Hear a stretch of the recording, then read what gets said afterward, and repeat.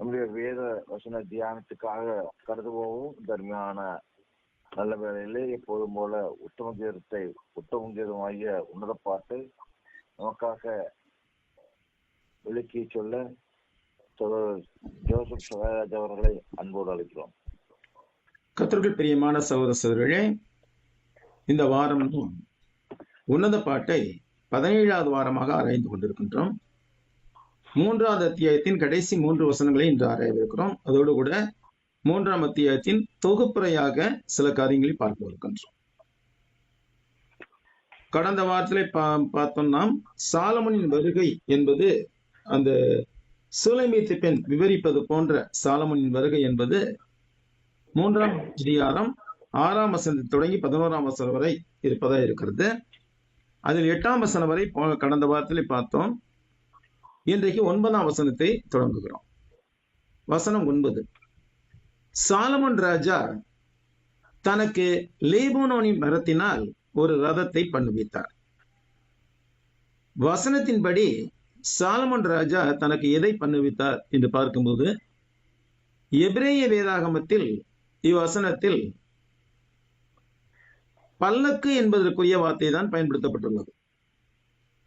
தமிழிலே அதை ரதம் என்று சொல்லுகிறார்கள். ரதம் என்று சொல்லும் போது அது சக்கரம் இருக்கும், அது யாரென்னு தள்ளிவிட்டால் கூட சாதாரணமாக ஓடக்கூடியதாக இருக்கும், அல்லது குதிரைகளை பூட்டி ஓட்டுவார்கள். ஆனால் பல்லக்கு என்பது அதிலே ஏறுபவர்கள் ஏறி அமர்ந்த பிற்பாடு மனிதர்கள் தூக்கி சுமப்பதாக இருக்கிறது. இங்கே எபிரேய மொழியிலே அப்ரியோவன் என்ற வார்த்தை தான் பயன்படுத்தப்பட்டிருக்கிறது. ரதம் என்ற வார்த்தைக்கான அர்த்தம் அல்ல, இது பல்லக்கு என்ற வார்த்தைக்கான அர்த்தம் தான். ஆங்கில வேதாகமத்திலும் கூட இதை பேலன்குயின் என்றுதான் மொழிபெயர்த்திருக்கிறார்கள். ரதத்திற்கு வரக்கூடிய ஷாரட் என்ற வார்த்தை இங்கே வரவில்லை, பேலன்குயின் என்ற வார்த்தை தான் வந்திருக்கிறது. எனவே இது பல்லக்கு என்றுதான் சொல்லப்பட வேண்டும். தமிழிலே இது ரதம் என்று தவறாக மொழிபெயர்க்கப்பட்டுள்ளது. ரதம் என்பதற்கு எபிரேய வார்த்தை சாரட்ஸ் என்பதாகும். இதே உன்னத பாட்டிலே 1ஆம் அதிகாரத்தில் 9ஆம் வசனத்திலே வருகிறது, சாரட் என்ற வார்த்தை வருகிறது. உன்னத பாட்டு 3:9 என்பது லீபனோனின் மரத்தில் இருந்து ராஜா சாலமோன் ஒரு அற்புதமான பல்லக்கை செய்வித்ததை பற்றி விவரிக்கும் ஒரு கவிதையின் அடியிலான வசனமாகும். இந்த வசனம் செல்வம், அதிகாரம் மற்றும் ஆடம்பரத்தை குறிக்க வளமான ஒரு குறியீட்டை பயன்படுத்துகிறது. அதே போல் அன்பான தெய்வீகமாக நியமிக்கப்பட்ட உறவில் மேற்கொள்ளப்படும் பாதுகாப்பு மற்றும் கவனிப்புக்கான உருவகத்தையும் இது பயன்படுத்துகிறது. இதை ஒரு ஆடம்பரமான ஊர்வலமாகவும் கிறிஸ்துவின் அன்பு மற்றும் சபைக்கான தயாரிப்பின் உருவக அடையாளமாகவும் விளக்கலாம். வசனம் என்ன சொல்லுகிறது? சாலமோன் ராஜா தனக்கு லீபனோனின் மரத்தினால் ஒரு பல்லக்கை பண்ணுவித்தார். இதனுடைய இலக்கிய சூழல் என்னவென்று பார்க்கும்போது, சூலைமீத்து பெண் நகர வீதிகளில் தனது நேசரை தேடுவதை விவரித்த பிறகு இந்த வசனம் வருகிறது. 2 காவலர்கள் மற்றும் ஒரு பல்லக்கு கொண்ட அரச ஊர்வலத்தை இது விவரிக்கிறது. இது உறவின் மகிமை மற்றும் பாதுகாப்பை குறிக்கிறது. இதில் பயன்படுத்தப்பட்ட பொருட்களின் சின்னம் என்னவென்று பார்க்கும்போது, லீபனோனின் மரம் அதன் தரத்திற்காக மிகவும் மதிக்கப்பட்டது. இது தேவாலயத்தின் கட்டுமானத்தில் பயன்படுத்தப்பட்டது. இதன் வலிமை, அழகு மற்றும் நீடித்த தன்மைக்கு பெயர் பெற்றதாக இது இருக்கிறது. இந்த மரத்தின் பயன்பாடு என்பது சாலமோன் பல்லக்கை உருவாக்குவதற்கு செலவிட்ட செல்வம், மனித சக்தி மற்றும் அக்கறையை எடுத்து காட்டுகிறது. பொருளின் சின்னம். இந்த பல்லக்கு என்பது உண்மையில் சிறிய அலங்கரிக்கப்பட்ட படுக்கையாக இருந்தது. இது மனிதர்களால் சுமந்து செல்லப்படுவதாக இருந்தது. இந்த வசனம் அந்த பல்லக்கு மிகுந்த பொருட்செலவில் ஆடம்பரமாக செய்யப்பட்டது என்றும், இது பொருத்தமான பொருட்களால் செய்யப்பட்டிருந்தது என்றும் வலியுறுத்துகிறது. வேதாம மொழிபெயர்ப்பாளர்கள் இந்த வசனத்தை கிறிஸ்து மற்றும் அவர் ஏற்படுத்திய சபைக்கு ஒரு உருவமாக காண்கிறார்கள். அதாவது கிறிஸ்துவாக சாலமோன், ராஜாவான சாலமோன் கிறிஸ்துவை அடையாளப்படுத்துகிறார். பல்லக்கு என்பது சபையை குறிக்கிறது. அப்ப ராஜாவைய சாலமோன் லீபனோனின் மரத்தினாலே ஒரு பல்லக்கை செய்வித்தார் என்பது ராஜாவாகிய கிறிஸ்து தமது சபையை ஏற்படுத்தினார் என்பதற்கு ஒரு உருவகமாக இருக்கிறது. இந்த பல்லக்கு கிறிஸ்து தமது மணவாட்டியாகிய விசுவாசிகளுக்கு தயாரித்த அவரது ரட்சிப்பின் உடன்படிக்கையை குறிக்கிறது. இதில் பயன்படுத்தப்பட்ட பொருட்கள் கிறிஸ்து தம்முடைய மக்களுக்கு வழங்கும் அன்பு, கிருபை மற்றும் பாதுகாப்பை குறிப்பதாக இருக்கிறது. பாதுகாப்பு, காவலர்களால் சூழப்பட்ட பல்லக்கு என்பது கிறிஸ்துவுக்குள் விசுவாசிகள் கொண்டிருக்கும் பாதுகாப்பின் அடையாளமாகும். அதை விவரிப்பை நாம் அடுத்த வசனத்தில் பார்க்கின்றோம். 10ஆம் வசனத்துல பல்லக்கினுடைய பொருட்கள் என்ன, பல்லக்கு செய்ய பயன்படும் பொருட்கள் என்னென்ன என்பதை பார்க்கிறோம். 10ஆம் வசனம், அதன் தூண்களை வெள்ளியினாலும் அதன் தட்டை பொன்னினாலும் அதன் ஆசனத்தை இரத்தாம்பரத்தினாலும் பண்ணுவித்தார். அதன் உட்புறத்திலே எருசலேமின் குமாரத்திகளின் நிமித்தம் நேசம் என்னும் சமுக்காலம் இருந்திருந்தது. இந்த வசனத்துல ராஜா சாலமோனுக்கும் அவரது மணமகளுக்கும் செய்யப்பட்ட ஒரு அற்புதமான பல்லக்கை விவரிக்கிறது. முக்கியமாக மணமகளுக்காக செய்யப்பட்ட பல்லக்கு இது அவர்களின் இணைவின் செழுமையையும் ஆடம்பரத்தையும் குறிக்கிறது. பல்லக்கை செய்ய பயன்படுத்தப்பட்ட பொருட்களும் அவற்றின் உருவகமும் பின்வருமாறு. வெள்ளி தூண்கள், இது தூய்மையை குறிக்கிறதா இருக்கிறது. கர்த்தருடைய வசனங்கள் பற்றி சங்கீதத்தில் கர்த்தருடைய சொற்கள் மண்குகையில் 7 தரம் உருக்கி புடமிடப்பட்ட வெள்ளிக்கு ஒப்பான சுத்த சொற்களாய் இருக்கிறது என்று உள்ளது. இது விசுவாசிகள் கொண்டிருக்க வேண்டிய தூய்மையை குறிப்பால் உணர்த்துகிறது. இந்த இடத்துல வெள்ளியை புடமிடுதல் பற்றிய ஒரு காரியத்தை நாம் கற்பது அவசியமாய் இருக்கிறது. வெள்ளியை புடமிடுபவர் அந்த வெள்ளியை ஒரு மண் குகையில் இட்டு அதை உருக்குகிறார். அதுல உள்ள அழுக்கெல்லாம் மேலே மிதந்து வருகிறது. அந்த அழுக்கையெல்லாம் அகற்றி கொண்டே இருக்கிறார். அப்போ சென்று கேட்கிறார், எப்பொழுது வெள்ளி தூய்மையானதா ஆனது என்று நீங்கள் கருதுவீர்கள் என்று கேட்கும் போது அந்த புடமிடுபவர் சொல்லுகிறார், அந்த வெள்ளி திரவம் இருக்கிறது இல்லையா, உருக்கின திரவம் இருக்கிறது, அந்த திரவத்திலே என் முகம் தெளிவாக தெரியும் வரை நான் அதை உருக்கி கொண்டிருப்பேன். பிரியமானவர்களை, பவுல் சொன்னார் இல்லையா, கிறிஸ்து உங்களில் உருவாகும் அளவும் நான் பிரசவ வைராக்கியம் கொண்டிருக்கிறேன். அதே போன்று இயேசு கிறிஸ்து கூட சொல்லி இருக்கிறார், பரலோகத்தில் இருக்கிற உங்கள் பிதா பூரண சர்க்குணராய் இருப்பது போல நீங்களும் பூரண சர்க்குணராய் இருங்கள் என்று சொல்றார். அப்ப நம்மை புடமிடுபவர் கர்த்தராகிய கிறிஸ்து அல்லது தேவன் என்று வைத்துக் கொள்வோம். அவர் புடமிடுபவர் தம்முடைய உருவத்தை நம்மிலே பார்க்க வேண்டும், அந்த வெள்ளி என்ற உலகத்திலே பார்க்க வேண்டும். அதுவரை நம்மை புடமிடுவார். புடமிடுதல் என்பது ரொம்ப கடினமான ஒரு காரியம்தான். ஆனாலும் கூட புடமிட்ட பிற்பாடாக நாம் தூய்மையாக ஆகும். அடுத்து அடித்தளம் அந்த பல்லக்கினுடைய அடித்தளம் தங்கத்தால் செய்யப்பட்டதாக இருக்கும். பல்லக்கின் அடித்தளம் பொன்னால் செய்யப்பட்டது. பொன் என்பது விலையேற பெற்றது. ஆனாலும் அதுவும் புடமிடப்படும் போதுதான் பெண் வீசுகிறது. யோபு கூட சொன்னார், ஆனாலும் நான் போகும் வழியை அவர் அறிவார், அவர் என்னை சோதித்த பின் நான் பொன்னாக விளங்குவேன் என்று கூறினார். பிரியமானவர்களே, தங்கத்தின் மதிப்பு ஒவ்வொரு நாளும் அதிகரித்துக் கொண்டேதான் இருக்கிறது. தங்கம் என்பது இந்த உலகத்திலே விலை உயர்ந்த ஒரு உலோகமாக அறியப்பட்டுள்ளது. இன்னும் தங்கத்தை காட்டி விலை உயர்ந்த உலகங்களால் இருக்கின்றன, பிளாட்டினம் எல்லாம் விலை உயர்ந்துதான். ஆனாலும் கூட தங்கத்துக்குள்ள மதிப்பு வேறு எதுவுக்குமே கிடையாது. அப்ப அவர் என்னை சோதித்த பின் நான் பொன்னாக விளங்குவேன் என்று கூறுகிறார். இந்த பொன் அந்த பல்லக்கின் அடித்தளமாக இருக்கிறது. அடுத்து இரத்தாம்பர இருக்கை. இரத்தாம்பரம் என்பது அரசர்கள் மற்றும் பிரபுக்கள் மட்டுமே வாங்கக்கூடிய விலை உயர்ந்த துணி வகையாக இருக்கிறது. நாம் கிறிஸ்துவின் விலையேறப்பட்ட இரத்தத்தை கிரயம் கொடுத்து வாங்கப்பட்டவர்களாய் இருக்கிறோம். இந்த இரத்தாம்பரத்தை காட்டிலும் நாம் விலையேறப்பட்டவர்களாய் இருக்கிறோம்.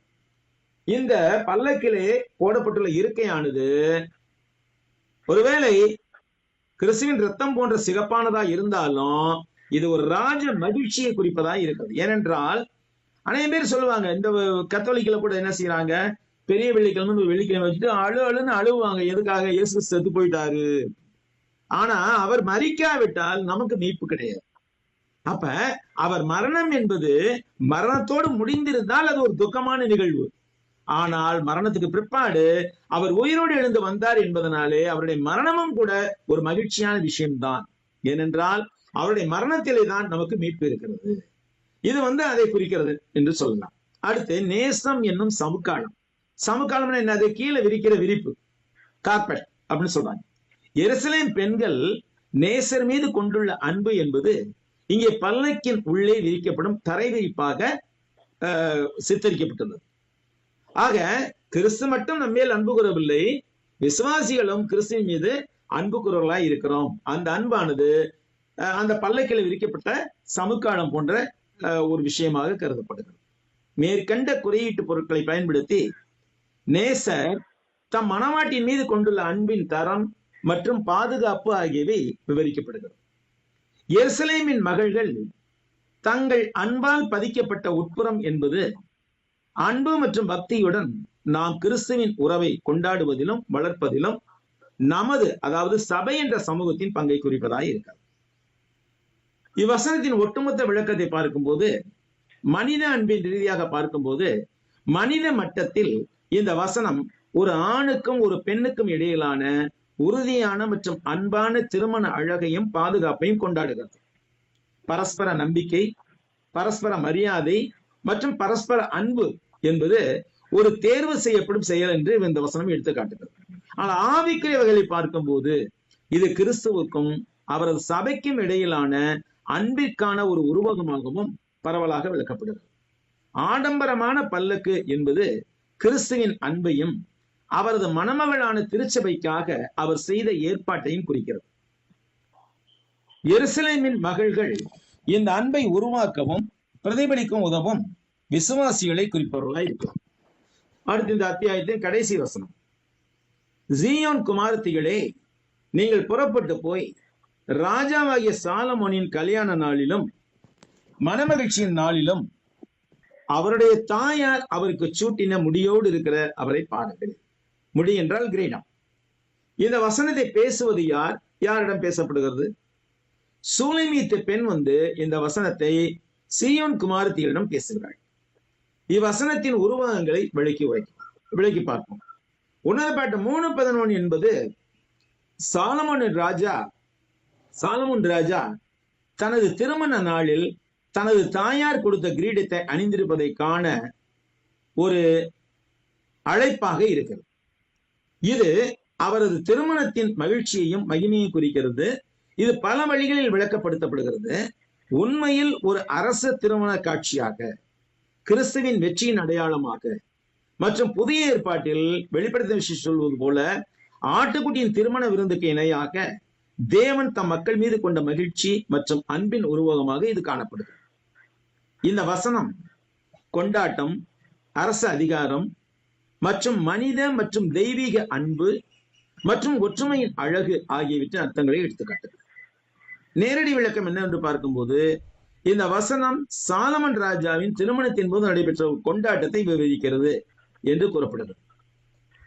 அவரது தாயார் அளித்த கிரீடம் என்பது புனிதமான ஒன்றிப்பை, அதாவது திருமணத்தை புனிதமான ஒன்றிப்பை மதிக்கவும் அதை சுட்டி காண்பிக்கவும் சாலமுடைய தாயார் பத்சேபாளால் அவருக்கு வழங்கப்பட்ட திருமண கிரீடத்தை குறிக்கிறது. சீயோனின் மகள்கள் என்பது எருசலேமின் பெண்கள் வெளியே சென்று ராஜாவையும் அரசு திருமணத்தின் மகிமையும் பார்த்து புகழும்படியாக அழைக்கப்பட்டார்கள். இதனுடைய உருவக மற்றும் ஆன்மீக விளக்கங்கள் பார்க்கும்போது கிறிஸ்துவும் அவரது சபையும் தான் இதில் விளக்கப்படுகிறார். இந்த பகுதி பெரும்பாலும் கிறிஸ்துவுக்கும் அவரது சபைக்கும் இடையிலான ஐக்கியத்தின் முன்னுதாரணமாக விளக்கப்படுகிறது. சாலமன் ராஜா கிறிஸ்துவை பிரதிநிதித்துவப்படுத்துகிறார். திருமணம் என்பது எதிர்காலத்தில் நடைபெற இருக்க ஆட்டுக்குட்டியின் ஆனவரின் திருமணத்தை குறிக்கிறது. தேவன் தமது மக்கள் மீது மகிழ்ச்சியாக இருக்கின்றார். மணமகன் தனது மணமகள் மீது மகிழ்ச்சி அடைவது போல தேவன் தமது மக்கள் மீது மகிழ்ச்சி அடைவதை வசனம் சித்தரிக்கிறது. பழைய ஏற்பாட்டிலே மக்கள் எப்பொழுதெல்லாம் தேவனை பின்பற்றினார்களோ அப்பொழுதுதான் தேவன் அவர்கள் மீது மகிழ்ச்சியாய் இருந்தார். எப்பொழுதெல்லாம் அவர்கள் பின்பற்றாமல் போய்விட்டார்களோ அப்பொழுதெல்லாம் அவர்கள் மீது அவர் கோபமாய் இருந்தார். பிரியமானவர்களே, புதிய ஏற்பாட்டின் காலம் என்பது நம்முடைய கர்த்தராகிய இயேசு கிறிஸ்து நம்மீது கொண்டிருக்கிற அளவற்ற அன்பை குறிப்பதாய் இருக்கிறது. இந்த அளவற்ற அன்பு நம்முடைய சகல பாவங்களை மன்னிக்கிறது. ஆனால் அதற்காக நாம் பாவம் செய்து கொண்டே இருக்க வேண்டும் என்று அர்த்தம் கிடையாது. நாம ஒரு முறை பாவம் என்று தெரிந்தது என்றால் அதை விட்டு விலகி இருக்கக்கூடிய மன உறுதி கொண்டவர்களாய் இருக்க வேண்டும். அடுத்து தெய்வீக அதிகாரம் மற்றும் மரியாதை. முடிசூட்டப்பட்ட ராஜா என்பவர் தேவனின் இறுதி அதிகாரம், மரியாதை மற்றும் அவரது வாக்குறுதிகளின் பாதுகாப்பு ஆகியவற்றை விளக்கப்படுத்துவதாக இருக்கிறார். வசனத்தில் உள்ள விவரங்களின் முக்கியத்துவம் என்னவென்று பார்க்கும்போது, கிரீடம் என்பது அதிகாரம், மதிப்பு மற்றும் அரசாட்சியின் சின்னமாக இருக்கிறது. ஒரு திருமணத்தில் கிரீடத்துடன் இருத்தல் என்பது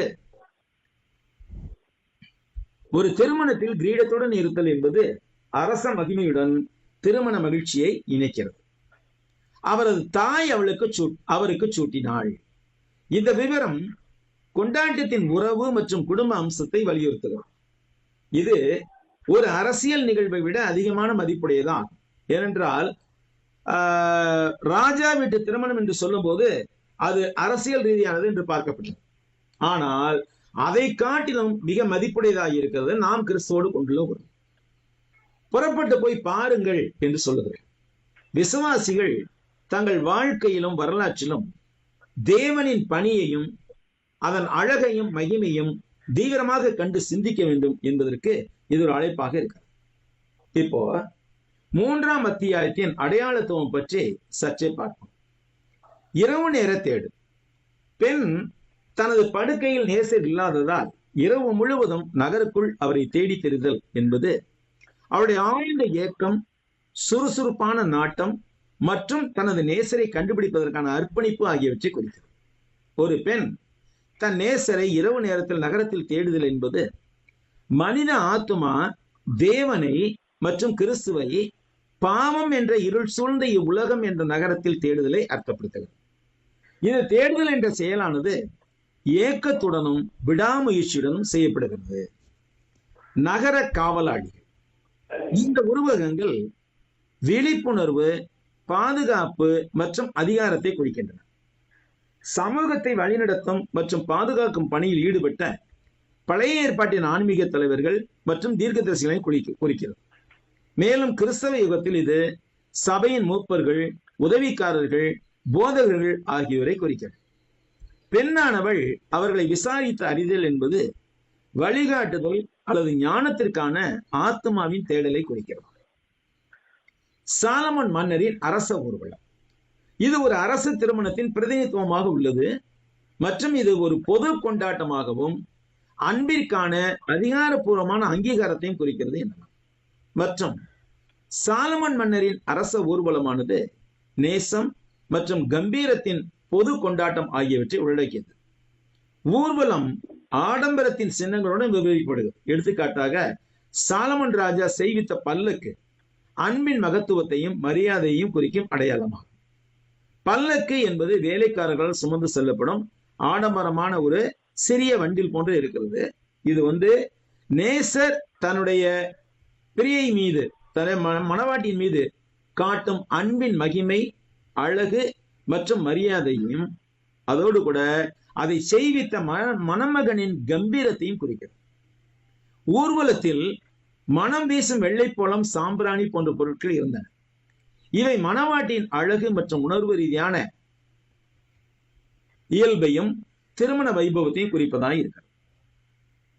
அடுத்து நம்ம சுருக்கமாக இந்த அதிகாரத்தை மீண்டுமாக ஒரு சுருக்கமாக பார்க்கும்போது, மணவாட்டியின் கனவு. சாலமன் உன்னத பாட்டின் 3ஆம் அத்தியாயம் நேசத்தினுடைய பயணத்தின் ஒரு நேர்த்தியான சித்தரிப்பை வழங்குகிறது. இது ஏக்கம், தேடல் மற்றும் இறுதியில் மகிழ்ச்சியான கொண்டாட்டத்தால் குறிக்கப்பட்ட ஒரு பயணமாக உள்ளது. இந்த அத்தியாயம் அன்பிற்கான நேரம் மற்றும் பரஸ்பர விருப்பத்தின் முக்கியத்துவத்தை உறுதிப்படுத்துகிறது. சாலமன் ஊர்வலத்தின் பிரகாசமான சித்தரிப்பானது திருமணத்தின் புனிதத்தன்மையின் அடையாளமாக செயல்படுகிறது.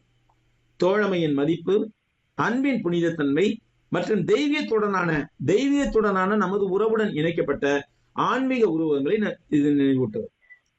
இந்த அத்தியாயத்தின் முதல் 4 வசனங்கள் கனவு மற்றும் தேடலாக இருக்கிறது. இந்த நிகழ்வு இரவு நேரத்தில் நிகழ்கிறது என்று கூறப்படுகிறது. சுலைமி பெண் தன் கனவை விவரிக்கிறாள். அங்கு அவள் அமைதியின்றி தன் நேசரை தேடுகிறாள்.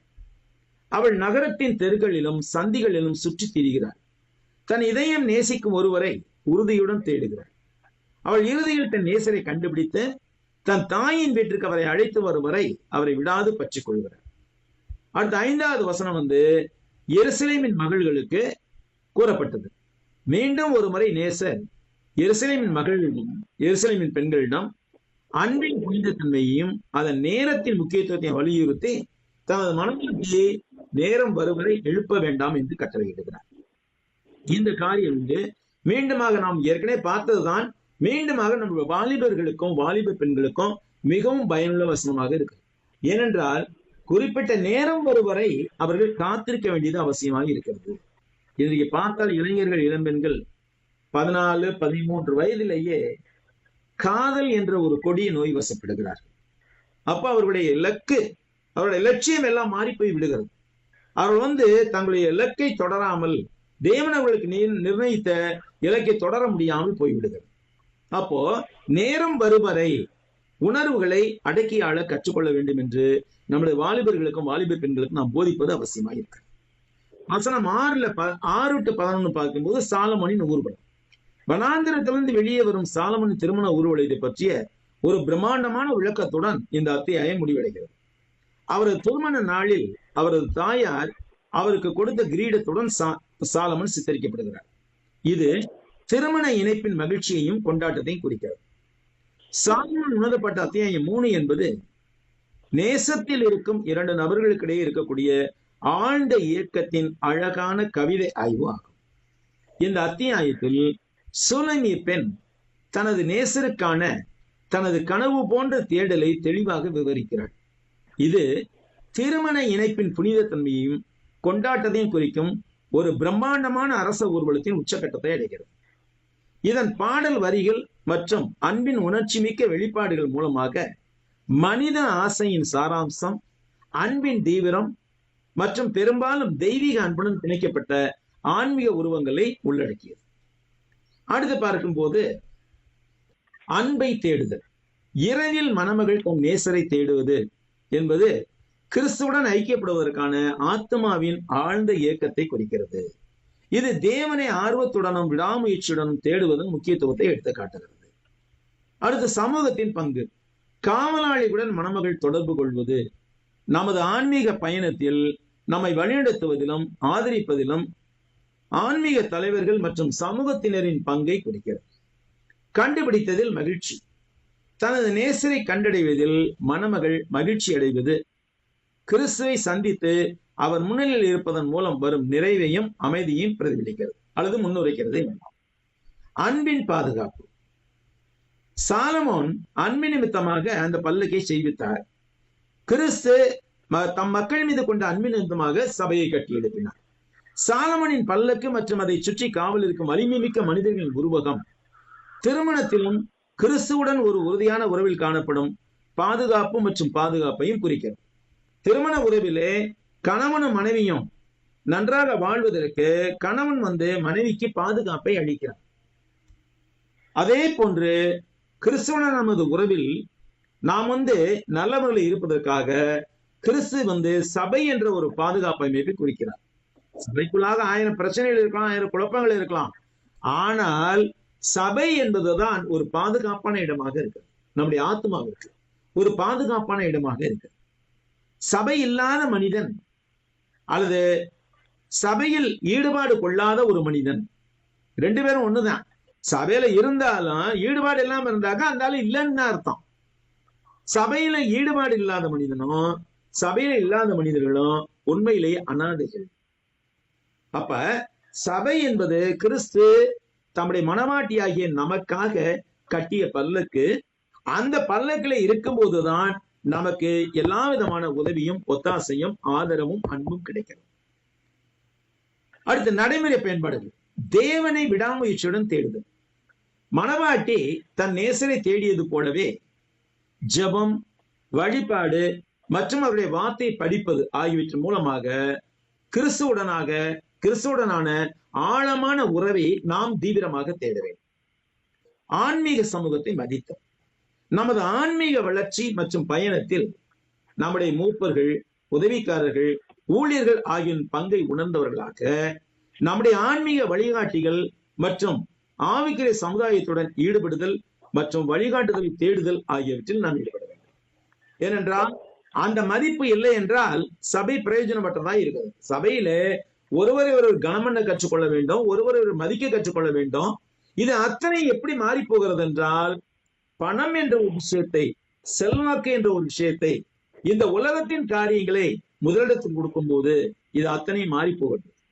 சகோதரர்களை மதிப்பதில்லை, சகோதரிகளை கனப்படுத்துவதில்லை. காரணம் என்னன்னா, இவர்களுக்குள்ளாக உள்ள மறைவாக உள்ள பொருள் ஆசை என்று விக்கிரகாரம். ஆக ஆன்மீக சமூகத்தை மதிப்பது என்பது மிக மிக மிக அவசியம். இது பலர், விசுவாசிகளில் பலர், ஊழியர்களில் பலரும் புரிந்து கொள்ள மாட்டேன்கிறார். ஆன்மீக சமூகம் என்பது, அதாவது சபை என்பது நம்முடைய உடல் ரீதியான குடும்பத்தை காட்டலாம் மிக மிக முக்கியமானது. இது எத்தனையோ ஆண்டுகளாக சபையில் இருக்கக்கூடிய விசுவாசிகளும் எத்தனையோ ஆண்டுகளாக பிரசங்கிக்கிற ஊழியர்களும் கூட புரிந்து கொள்வதில்லை. ஏனென்றால் இந்த உலகத்தை விட்டு கடந்த பிற்பாடு பரதேசில சென்று இளைப்பாற போவது யார்? சபையில இருக்கிறவர்கள் மாத்திரம்தான். இந்த உலகத்திலே இருந்து கடந்து போன பிற்பாடு நிச்சயமாக நாம் சபையிலே உண்மையாக உறுதியாக நிலைத்திருப்போம் என்றால் பரதேசில சென்று வாழ்ந்து கொண்டிருப்போம். அப்ப அந்த பரதேசில சென்று வாழ்ந்து கொண்டிருக்கும் போது நாம் ஒருவரை அங்கும் சந்திப்போம், அங்கே இளைப்பாறுதல் இருக்கும். அதன் பிறகு கர்த்தராகிய இயேசு கிறிஸ்து வரும்போது நம்மை பரலோகத்திற்கு அழைத்து செல்வார். அப்படி பரலோகத்துக்கு அழைத்து செல்லக்கூடிய கூட்டம் சபை மாத்திரம்தான். அப்ப அந்த சபையை, சமூகத்தை மதிக்க வேண்டும். அடுத்து கிறிஸ்துவின் பிரசன்னத்தில் மகிழ்ச்சி அடைதல். கிறிஸ்துவின் பிரசன்னத்தில் மகிழ்ச்சியையும் மனநிறைவையும் காண வேண்டும். அவர் நமது ஆழ்ந்த இயக்கங்களையும் விருப்பங்களையும் நிறைவேற்றுகிறார் என்பதை அறிந்து கொள்ள வேண்டும்.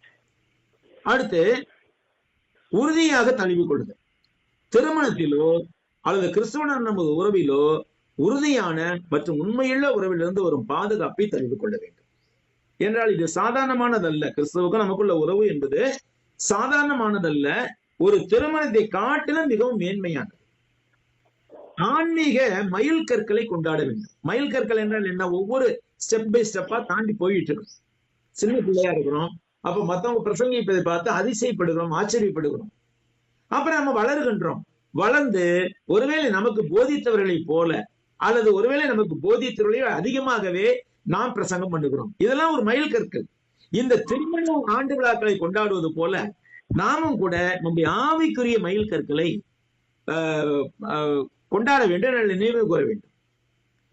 இந்த அத்தியாயத்திலே வரக்கூடிய மக்கள் யாரெல்லாம் என்று பார்க்கும்போது சூலைமிய பெண், அவள் தான் இந்த அத்தியாயத்திலே முதல் பேச்சாளராக இருக்கிறார்.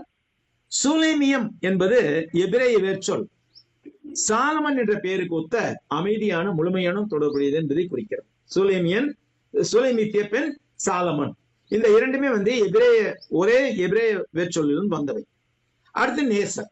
இந்த அத்தியாயத்தில் அவர் ஓரிடத்தில் மாத்திரமே மிகவும் குறைவாக பேசுகிறார். இருப்பினும் அவர் சூலைமி பெண்ணின் பாசம் மற்றும் தேடலின் பொருளாக இருக்கிறார். அவள் அவரை தேடி இறுதியில் கண்டடைகிறாள். நேசர் என்பது பெரும்பாலும் சாலமனின் பிரதிநிதித்துவமாக அல்லது அன்பின் அடையாள உருவகமாக விளக்கப்படுகிறார். அடுத்து காவல்காரர்கள்.